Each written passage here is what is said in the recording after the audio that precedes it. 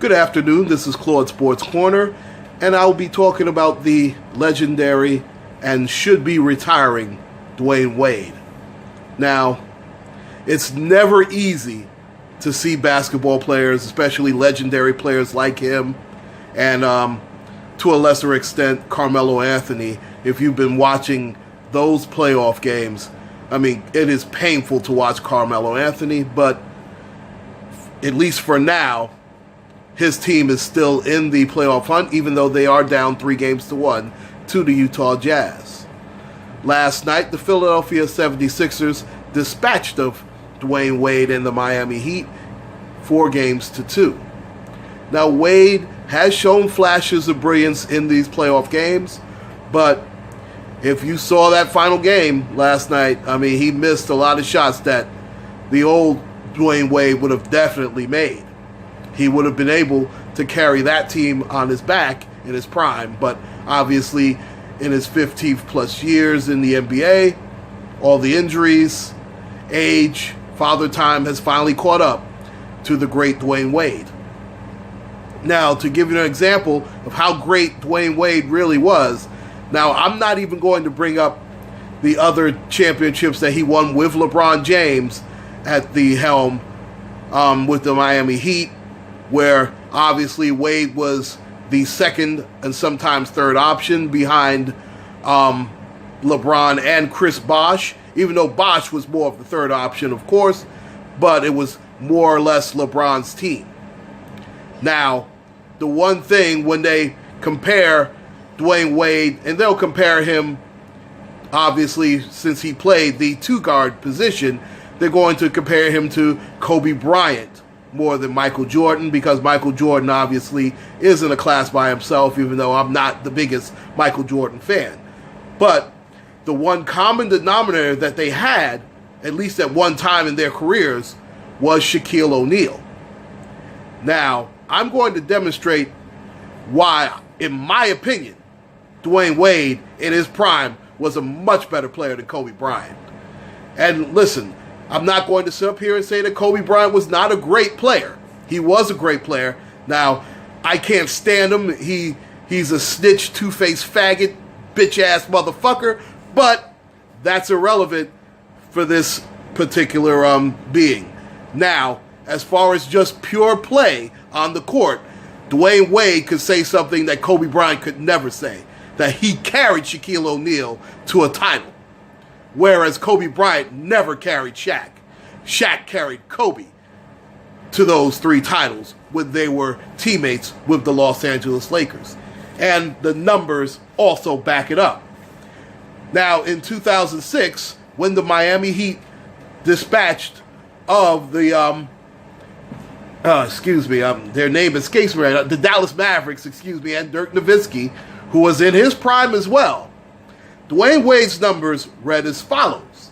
He averaged 34.7 points a game, gave you 7.8 rebounds, 3.8 assists, while shooting 47% from the field. Now, what did Shaquille O'Neal do during those finals? Listen, let's face it, Shaq was showing signs of wear and tear and certainly was not the same dominant player that he was with the Los Angeles Lakers, and the numbers bear that out as well. He only averaged 13.7 a game, and he gave you 10.2 rebounds, which is respectable. He only gave you about 3 assists, 2.8, and he shot 60.7% from the field, which is very respectable, but again, 13.7 points a game is far from the dominant Shaquille O'Neal that I was certainly used to seeing with Orlando and the Los Angeles Lakers. Now, when you put that in context with when Shaq and Kobe were together winning titles, and people always like to say, oh, it was Kobe and Shaq. These stupid bastards. It was Shaq and Kobe. Okay, and again, the numbers bear that out.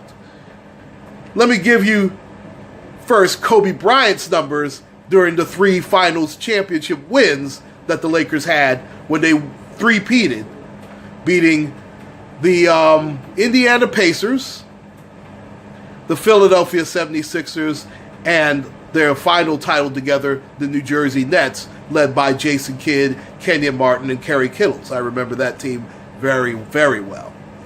Now, Kobe Bryant's in the first finals championships, everybody remembers the game where Shaq fouled out and Kobe helped win the game in overtime, and he had a very good game then, but let's face it, that was the only good game that Kobe had.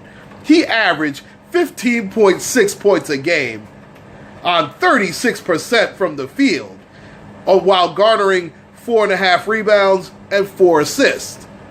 I mean, he was 20 years old. It wasn't like Kobe was on his last legs. He was 21 years old, for God's sake. And to only average 15.5 points a game is pathetic. Meanwhile, Shaquille O'Neal's numbers were as follows. In that MVP season that he had, remember, he won the regular season and finals MVP. He averaged 38 points a game, 16.7 rebounds a game, and also gave you 2.3 assists, along with 2.7 blocks a game. And he also shot a robust 61.1% from the field. Now, the second championship, I guess Mutombo bothered Shaq a little bit because his average dipped from 38 points to 33 points a game and only gave you 15.8 rebounds a game. Now, his assists went up to 4.8 assists, and he also blocked more shots. He gave you 3.4 blocks a game. Now, he only shot 57.3%. I guess that was that Mutombo defense. Meanwhile, it didn't stop him from garnering another MVP. Now, to be fair to Kobe Bryant, his numbers got a lot better in the other two finals. For instance, in 2001, now mainly he was guarded by Allen Iverson, Raja Bell, and those guys. He did average 24.6 points a game. He gave you 7.8 rebounds, and he also gave you 5.8 assists. And his shooting percentage was a lot better, but not much better, going from 36.7% to 41.5%. Now, the final championship that Shaq and Kobe would win together, again, would be against the New Jersey Nets, where Shaq averaged 36.3 a game, 12.3 rebounds a game, and gave you 3.8 assists. He also blocked about 3 shots, really 2.8, and he shot a healthy 59.5%. Kobe's usage also went up. He went to 26.8 points a game, also gave you 5.8 rebounds and 5.3 assists, and he also shot very well from the field. He shot 51.4%. So while Kobe's numbers, the last two were very good numbers, I have to be fair. The first one was god-awful. And again, this was a 20-year-old Kobe Bryant. This was not a 38-year-old Kobe Bryant on his last legs. And as you saw, Shaq's numbers were phenomenal. Shaq was putting up numbers that not even the great Michael Jordan was putting up. Let's face it. And I'm not going to tell you that Shaq is better than Michael Jordan. Obviously, they're two different positions. But, again, the one thing that Dwayne Wade can say that Kobe could never, ever say was Dwayne Wade carried Shaquille O'Neal, and not the other way around, to an NBA championship. And that's definitely what I'll remember about the great Dwayne Wade, when he was Flash, a nickname given to him by Shaquille O'Neal. Now, I know that they did not end on very good terms as well. He and Shaq had a real parting of the ways, because really, Pat Riley was more of a Dwayne Wade guy than a Shaquille O'Neal guy. And plus, let's face it, Shaq does tend to be a little bit selfish and a little bit of a stubborn he's a kid by nature, and that rubs people the wrong way. But again, I digress, and I will be also celebrating the great career of the great Dwayne Wade. He was definitely, in his prime, the best number 2 guard in the NBA during the stretch, I would say, from 2005 to about 2008, 2009. If you want to give Kobe that, you could, but Dwayne Wade, at that time, before LeBron James and Chris Bosh got there, had to do more with less than Kobe did. Because Kobe, at least, when he did win 2 titles without Shaq, he did have Pau Gasol, and he was a very integral part of that team. So he did have another All-Star, and also Derek Fisher coming back, and they also had Lamar Odom, and they had Metta World Peace. They did have a lot to do with Kobe winning 2 more rings. Not to say Kobe wasn't the focal point. He definitely was. Now, he also got helped out by Kendrick Perkins getting hurt in Game 6, or else they would have lost that finals.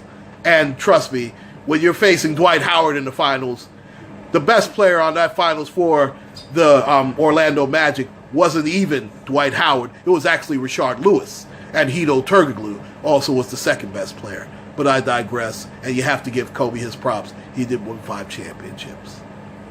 But right now it's all about Dwayne Wade. Whether he comes back or not remains to be seen. But if I were Dwayne Wade, it would, as far as I'm concerned, the time is now for him to ride off into the sunset as the great champion that he is. Please like and subscribe, ladies and gentlemen. This is Claude Sports Corner. Take care and God bless.